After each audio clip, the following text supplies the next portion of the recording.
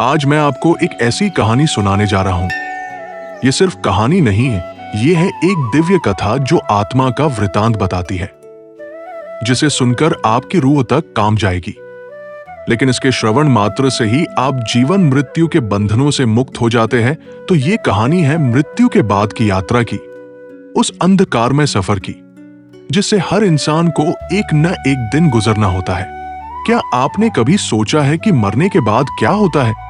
जब आपकी आंखें हमेशा के लिए बंद हो जाती है, जब सांस रुक जाती है, तब क्या होता है आपके साथ?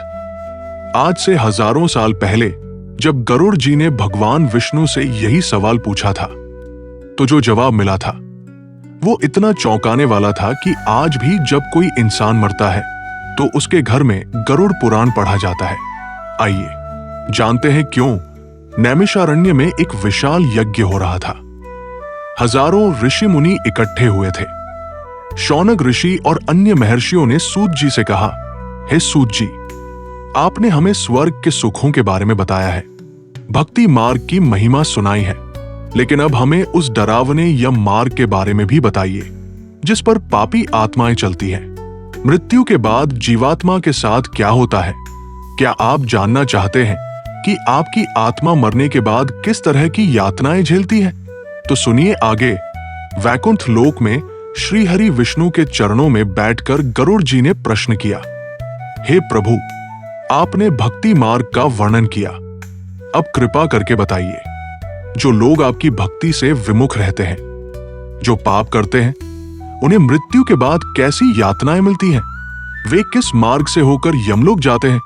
गरुड़ जी का यह सवाल सुनकर भगवान विष्णु का चेहरा गंभीर हो गया।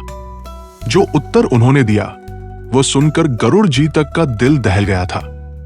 भगवान विष्णु बोले, हे पक्षीराज, मैं तुम्हें उस भयानक सच्चाई के बारे में बताता हूं जिससे हर पापी को गुजरना पड़ता है। जब किसी इंसान का अंतिम समय आता है तो पहले उसे दिव्य दृष्टि मिलती है। वो अपने पूरे जीवन की घटनाएं एक फिल्म की तरह देखता है। उसे अपने सभी अच्छे बुरे कर्म दिखाई देते हैं। मरते समय उसकी आंखें पलटकर ऊपर हो जाती हैं, मुंह से झाग निकलने लगता है, सांस रुकने लगती है। उस समय ऐसी पीड़ा होती है जैसे 100 बिच्छुओं ने एक साथ डंक मारा हो। वो बोलना चाहता है लेकिन आवाज नहीं निकलती। श्री कृष्ण ने अर्जुन से कहा था, देहिनोस्मिन्यथा देहे कौमार यवन जरा तथा देहांत प्राप्तिर्धीरस्तत्र न मुह्यति। यानी जैसे इस शरीर में बचपन, जवानी और बुढ़ापा आता है, वैसी आत्मा दूसरे शरीर को प्राप्त करती है। लेकिन जो होता है मरने के तुरंत बाद वो और भी डरावना है। यमदूतों का वर्णन। जैसे ही व्यक्ति मरता है, 2 भयानक यमदूत आते हैं। उनका रंग काला होता है, आंखें लाल होती हैं, दांत नुकीले होते हैं, उनके हाथों में पाश और दंड होता है, उनके बाल बिखरे होते हैं और वे नंगे होते हैं। यमदूत चिल्लाकर कहते हैं, रे दुष्ट, रे पापी, आज तेरे पापों का हिसाब होगा। चल हमारे साथ यमलोक, तुझे नरक की यातनाएं भोगनी होंगी। आत्मा अंगूठे के बराबर होकर शरीर से निकलती है। उसे देखते ही व्यक्ति डर से मूत्र विसर्जन कर देता है। यमदूत उस आत्मा के गले में पाश बांधकर उसे खींच लेते हैं। अब शुरू होती है उस डरावनी यात्रा जिसका नाम है यम मार्ग। यम मार्ग की भयानक यात्रा। यात्रा का पहला भाग 86,000 योजन लंबा है। यह लगभग 4 लाख किलोमीटर का रास्ता है। आत्मा को रोज 247 योजन चलना पड़ता है। रास्ता इतना कठिन है कि कल्पना भी नहीं कर सकते। पहला, तपती धूप और गर्म रेत। पहले आत्मा को जलती हुई रेत पर नंगे पांव चलना पड़ता है।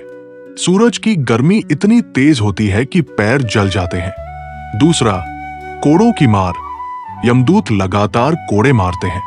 आत्मा चिल्लाती है, हे पुत्र, हे पत्नी, हे भाई, लेकिन कोई सुनने वाला नहीं होता। तीसरा, भूख प्यास की तड़प। रास्ते में कहीं पानी नहीं मिलता, कहीं छाव नहीं मिलती। आत्मा प्यास से तड़पती रहती है। श्री कृष्ण ने कहा था, कर्मण्यवाधिकारस्ते मां फलेषु कदाचन, यानी तुम्हारा अधिकार केवल कर्म पर है, फल पर नहीं। यहाँ हर आत्मा को अपने कर्मों का फल भोगना पड़ता है, लेकिन ये तो सिर्फ शुरुआत थी। असली यातनाएं तो अभी बाकी थी। पिंडदान और आत्मा की देह। आइए जानते हैं पिंडदान का महत्व। अगर घरवाले पिंडदान नहीं करते तो आत्मा को यम मार्ग में और भी कष्ट झेलना पड़ता है। पिंडदान से आत्मा को एक यात्रा देह मिलती है। 10 दिन का पिंडदान। पहले दिन के पिंड से सिर बनता है, दूसरे दिन के पिंड से गर्दन और कंधे बनते हैं, तीसरे दिन हृदय, चौथे दिन पीठ, पांचवें दिन नाभि बनती है, छठे दिन कमर और गुप्तांग, सातवें दिन हड्डियां, आठवें नौवें दिन जांग और पैर बनते हैं, 10वें दिन उस देह में भूख प्यास की शक्ति आती है। प्रेत योनि का डर। अगर पिंडदान नहीं होता तो आत्मा प्रेत बनकर जंगलों में भटकती रहती है। वो अपने घर के आसपास मंडराती रहती है, लेकिन कोई उसे देख नहीं सकता। 13 दिन बाद यमदूत फिर से आते हैं और शुरू होती है वो लंबी यात्रा, 16 नगरों की डरावनी यात्रा। पहला, सौम्यपुर, पहला महीना। यहां आत्मा को तेज धूप में चलना पड़ता है। यमदूत लाठियों से मारते हैं। आत्मा रोकर कहती है, मैंने जीवन में जल दान नहीं किया था, इसलिए आज मुझे प्यास सता रही है। दूसरा, सौरिपुर, दूसरा महीना। यहां यमदूत मुदगर से पीटते हैं। आत्मा विलाप करती है, मैंने गायों के लिए चारा दान नहीं किया था। तीसरा, नगेंद्र भवन, तीसरा महीना। यहां आत्मा को अपने तीसरे महीने का श्राद्ध मिलता है, थोड़ा विश्राम मिलता है। चौथा, गंधर्वपुर, चौथा महीना। यहां पत्थरों की बारिश होती है, आत्मा के ऊपर पत्थर गिरते रहते हैं। पांचवा, शैलागम, पांचवा महीना। यहां पहाड़ों जैसी बाधाएं आती हैं। हर नगर में आत्मा सोचती है कि बस अब कष्ट खत्म हो जाएंगे, लेकिन हर बार नई यातनाएं शुरू हो जाती हैं। छठा, क्रौंचपुर, छठा महीना। यहां पक्षी जैसे जीव आत्मा को नोचते हैं। सातवां, क्रूरपुर, सातवां महीना। यहां सबसे क्रूर यातनाएं होती है। यमदूत तलवारों से काटते हैं। आठवां, विचित्र भवन, आठवां महीना। यहां अजीबोगरीब चीजें दिखती हैं जो डरा देती हैं। नौवां, बहवा पदपुर, नौवां महीना। यहां विभिन्न प्रकार की बाधाएं आती हैं। 10वां, दुखदपुर, 10वां महीना। नाम से ही पता चल जाता है कि यहां सिर्फ दुख ही दुख है। 11वां, नानाक्रंदपुर, 11वां महीना। यहां आत्मा को नाना प्रकार से रुलाया जाता है। 12वां, सुतप्त भवन, 12वां महीना। यहां आत्मा को जलते हुए लोहे पर लिटाया जाता है। 13वां, रौद्रपुर। यहां सबसे रौद्र रूप की यातनाएं होती है। 14वां, पयोवर्षणपुर। यहां खून की बारिश होती है। 15वां, शीताढ़ेपुर। यहां इतनी ठंड होती है कि आत्मा जम जाती है। 16वां, बहुभीतिपुर। यहां आत्मा को बहुत डर लगता है। इसके बाद आता है वैतरणी नदी, सबसे भयानक पड़ाव। सभी 16 नगर पार करने के बाद आत्मा के सामने आती है वैतरणी नदी। यह नदी 100 योजन चौड़ी है। इसमें खून, मवाद और मूत्र बहता है। इस नदी में मगरमच्छ, घड़ियाल, सांप, बिच्छू तैर रहे होते हैं। पानी इतना गंदा होता है कि उसकी बदबू से आत्मा बेहोश हो जाती है। गाय दान का महत्व। जिन लोगों ने अपने जीवन में गाय दान किया होता है, उनकी आत्मा गाय की पूंछ पकड़कर इस भयानक वैतरणी नदी को पार कर जाती है। बाकी जो लोग अपने जीवन में गाय दान नहीं किए रहते हैं, उन्हें इस नदी को तैरकर पार करना पड़ता है।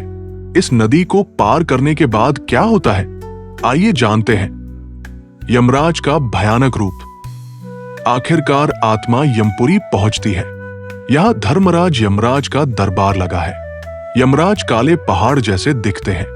उनकी आंखें लाल होती हैं, दांत बाहर निकले होते हैं। चित्रगुप्त का हिसाब। चित्रगुप्त जी के पास हर व्यक्ति के कर्मों का पूरा हिसाब होता है। एक एक पाप और पुण्य का रिकॉर्ड होता है। न्याय की प्रक्रिया। यहां कोई रिश्वत नहीं चलती, कोई सिफारिश नहीं चलती। सिर्फ कर्मों के आधार पर फैसला होता है। श्री कृष्ण ने कहा था, न हन्यते हन्यमाने शरीरे, शरीर के नष्ट होने पर भी आत्मा नहीं मरती। यहां आत्मा को अपने कर्मों का पूरा फल मिलता है। आत्मा की अमरता। श्री कृष्ण ने अर्जुन से कहा था, वासांसी जीर्णानि यथा विहाय नवानि गृह्णाति नरो प्राणी, तथा शरीरानि विहाय जीर्णान्यन्यानि संयाति नवानि देहि। जैसे मनुष्य पुराने कपड़े छोड़कर नए कपड़े पहनता है, वैसे ही आत्मा पुराना शरीर छोड़कर नया शरीर धारण करती है। मृत्यु और जन्म का सत्य।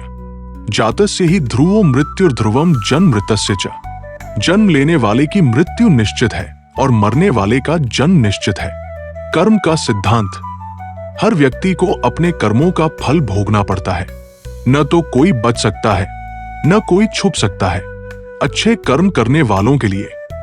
जो लोग जीवन में अच्छे कर्म करते हैं, दान करते हैं, सेवा करते हैं, उनकी आत्मा के लिए ये यात्रा आसान होती है। पुण्यात्माओं को मिलने वाली सुविधाएं। उन्हें हर नगर में विश्राम मिलता है, अच्छा भोजन मिलता है, यमदूत उनसे सम्मान से पेश आते हैं। कुछ पुण्यात्माओं को तो भगवान के वाहन से ही ले जाया जाता है। उन्हें कोई कष्ट नहीं होता। शायद इसे ही स्वर्ग कहा जाता है। तो मनुष्य को जीवन में क्या करना चाहिए अपने कर्म अच्छे करने के लिए, आइए जानते हैं। पहला, दान का महत्व। जलदान, अन्नदान, गौदान, भूमिदान, ये सब परलोक में काम आते हैं। दूसरा, सेवा का महत्व। गरीबों की सेवा, बूढ़े बीमारों की सेवा, पशु पक्षियों की सेवा। तीसरा, सत्य और धर्म। हमेशा सच बोलना, धर्म के रास्ते पर चलना। चौथा, श्राद्ध और पिंडदान। अपने माँ बाप और पूर्वजों का श्राद्ध करना। मित्रों, गरुड़ पुराण सिर्फ डराने के लिए नहीं है। यह हमें जीवन जीने का सही तरीका सिखाता है। यह बताता है कि हमारे कर्मों का क्या परिणाम होता है। तो आज से ही शुरू कर दीजिए। रोज कोई न कोई अच्छा काम करें। किसी भूखे को खाना खिलाएं, किसी प्यासे को पानी पिलाएं। अपने माँ बाप की सेवा करें। अगले एपिसोड में हम जानेंगे कि यमराज के दरबार में क्या होता है, कैसे तय होता है कि कौन सी आत्मा को कौन सा नरक मिलेगा, और आखिर क्या है वे 84 नरक जहां पापियों को भेजा जाता है। तब तक के लिए अपने कर्मों को देखिए, अपने जीवन को बदलिए, क्योंकि एक दिन हम सबको इस रास्ते से गुजरना है।